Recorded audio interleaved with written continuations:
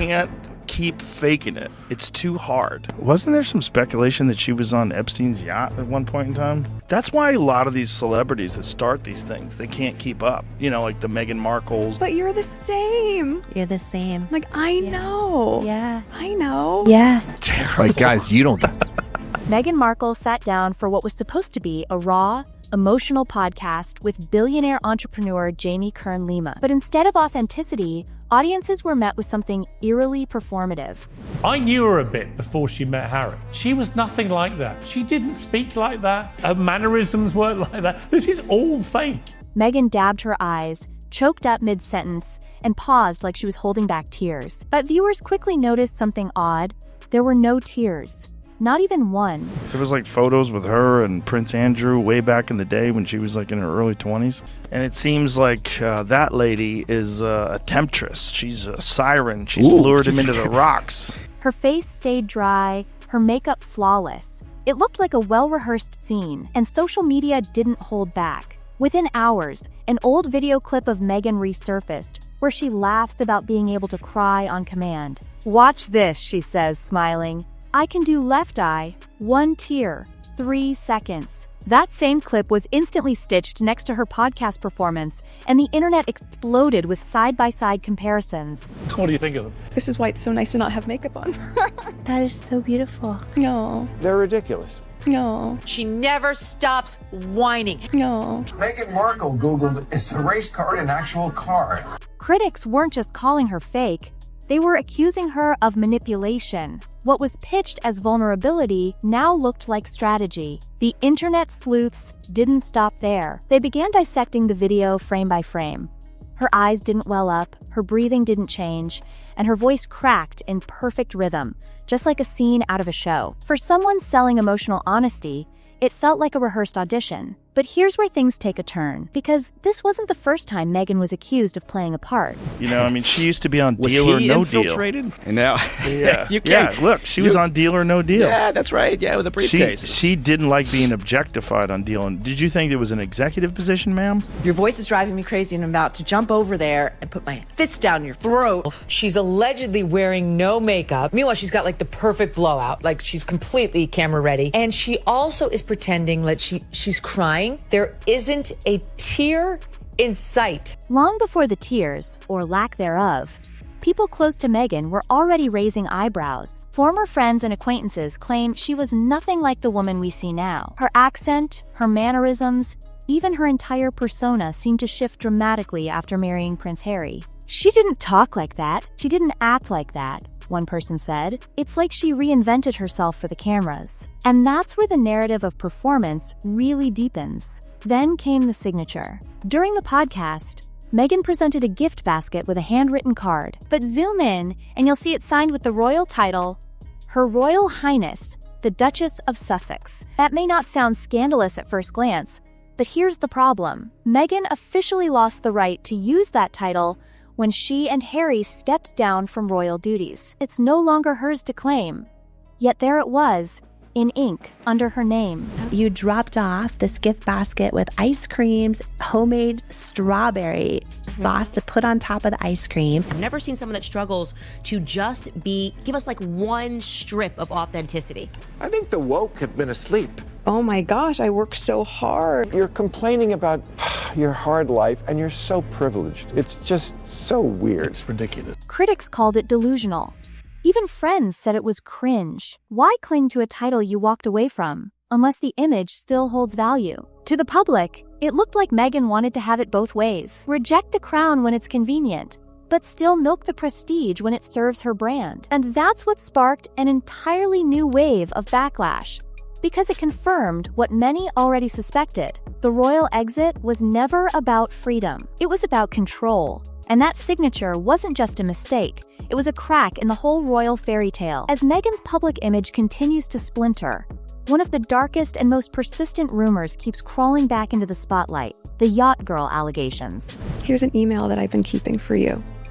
I have full body chills right now. This is why it's so nice to not have makeup on. Thank you. Yeah.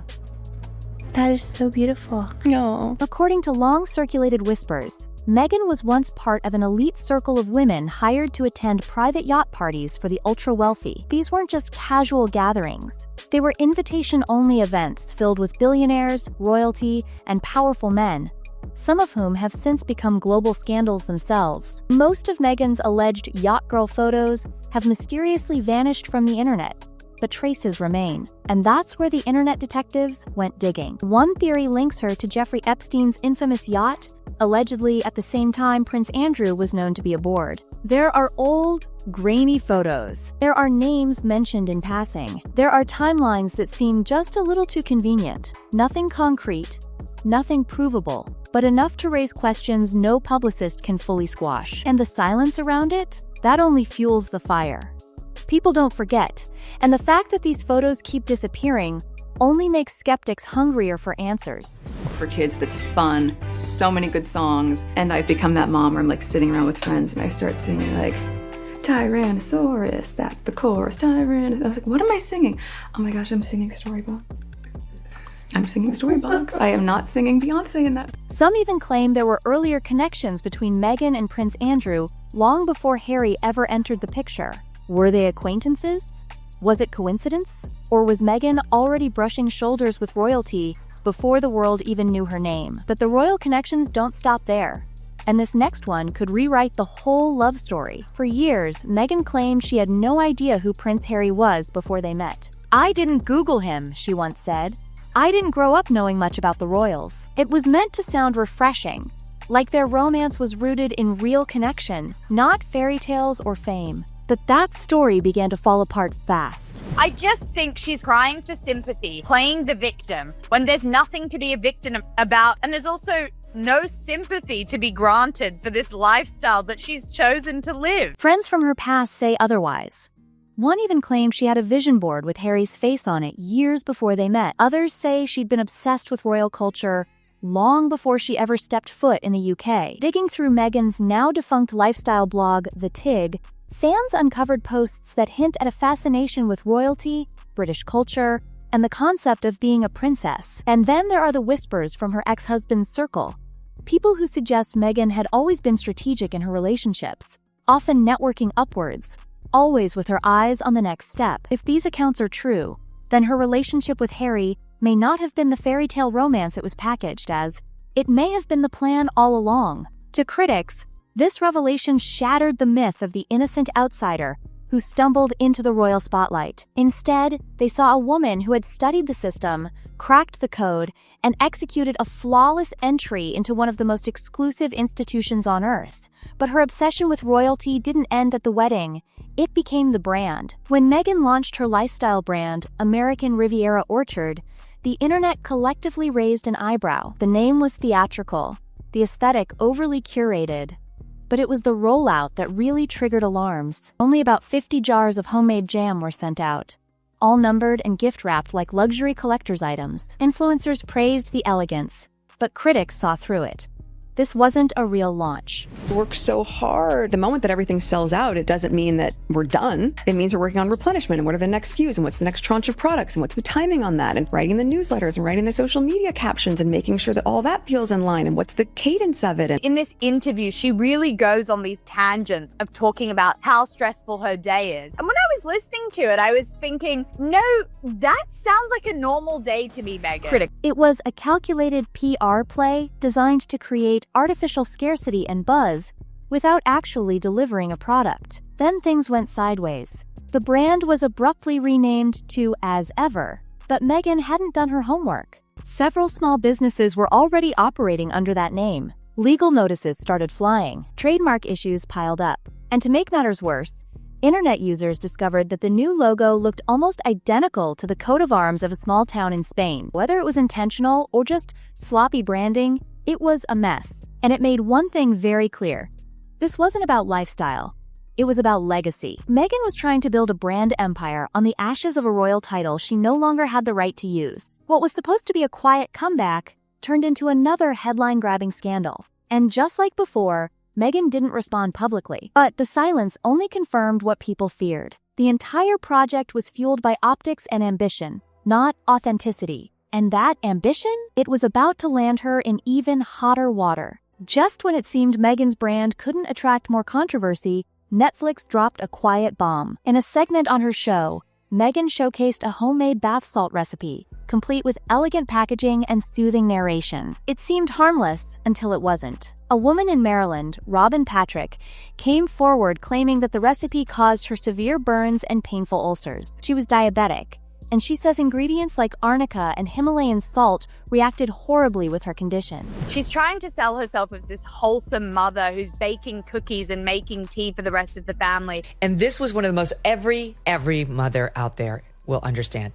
She wants us to put together a fruit crudité board for our children in the morning. Now, look, Maureen. I can't. Look at this. I can't. What started as a self-care tip turned into a medical emergency. Now, Meghan, Netflix, and her foundation Archwell are all facing the threat of a $10 million lawsuit. Legal experts warn that if she promoted the product without disclaimers, it could be considered negligence. And for someone so deeply invested in curating a polished image, this was a PR disaster. Suddenly, Meghan's foray into wellness wasn't just seen as unqualified, it was viewed as dangerous. The criticism was swift.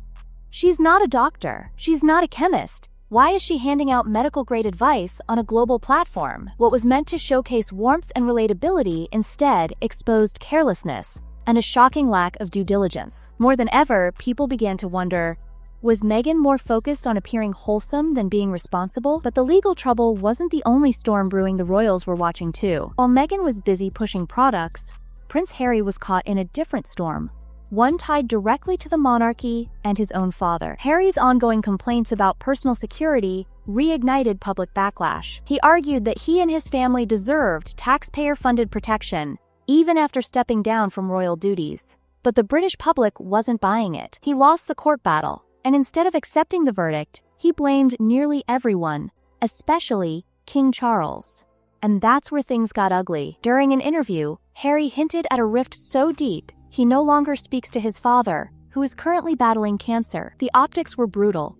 A son distancing himself from a sick parent while simultaneously demanding royal privileges. Critics called him selfish, tone-deaf, and out of touch. Headlines branded him disloyal and duplicitous. And polls showed that nearly 97% of Brits want both Harry and Meghan formally stripped of their royal titles. That's not just a little backlash, that's near total rejection. King Charles has stayed silent, maintaining the high ground. But insiders say Prince William won't be so patient when his time comes. Thank you for trusting me with your first ever podcast and with your friendship. Yeah. Means a lot, Jamie. Thank you. Yeah.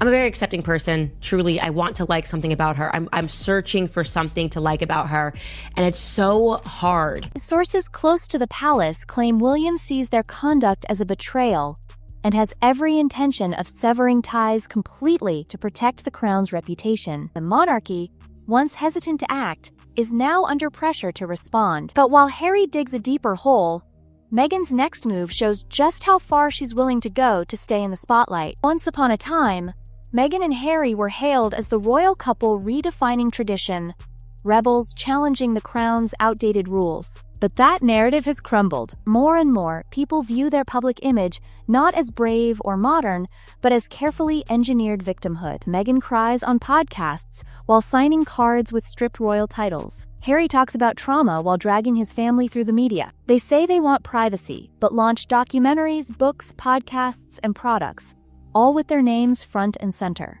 Critics say it's not about healing, it's about control. Every teardrop, every controversy, every leak feels like part of a larger strategy.